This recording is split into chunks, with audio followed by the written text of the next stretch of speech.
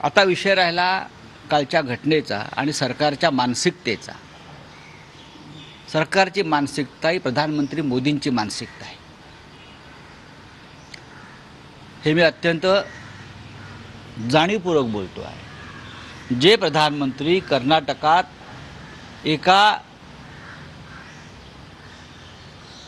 बदनाम बलात्काराच्या प्रचारासाठी गेले, प्रज्वल रेवण्णा, त्यांना माहीत होतं याच्यावरती बलात्काराच्या 200 पेक्षा जास्त महिलांनी लैंगिक शोषणाच्या तक्रारी केलेल्या आहेत। शेकडो व्हिडिओज त्याचे बाहेर आलेले आहेत।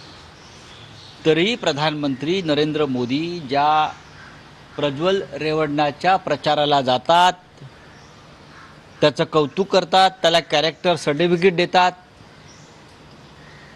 असं नेतृत्व जे महाराष्ट्र सरकार मान्य करतं, बलात्काराला प्रतिष्ठा देण्याचं, त्या सरकारकडून तुम्ही काय अपेक्षा करताय? आणि म्हणून बदलापूरमधल्या जनतेनं जो आक्रोश केला तो मिंदे सरकारविरुद्ध होता, तो प्रधानमंत्री मोदींच्या वृत्तीविरुद्ध होता की हे सरकार लैंगिक शोषणाच्या प्रकरणात, बलात्काराच्या प्रकरणात काही करणार नाही आणि शेवटी गुन्हेगारांना वाचवलं जाईल। या उद्रेकातून जर लोक रस्त्यावर उतरले असतील तर तुम्ही त्या लोकांना गुन्हेगार ठरवता, त्या लोकांवर खटले दाखल करता, काय करताय तुम्ही? महाराष्ट्राचे अब्रू काढताय। आम्ही असं ठरवलेलं आहे, आज आमचे अनेक कार्यकर्ते, महिला कार्यकर्ते बदलापूरला जातील, पण महाविकास आघाडी म्हणून चर्चा सुरू आहे, अजून निर्णय झाले। महाविकास आघाडी म्हणून महाराष्ट्रात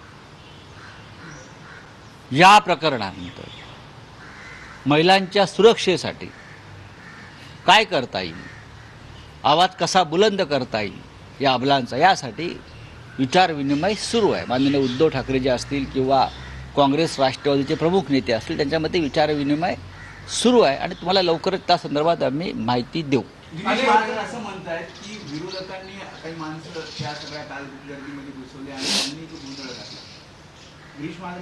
गिरीश महाजन असे म्हणू शकतात ज्यांच्यावरती लैंगिक अत्याचार झाला त्या चिमुरड्या मुलीसुद्धा विरोधकांनी मॅनेज केल्या असतील।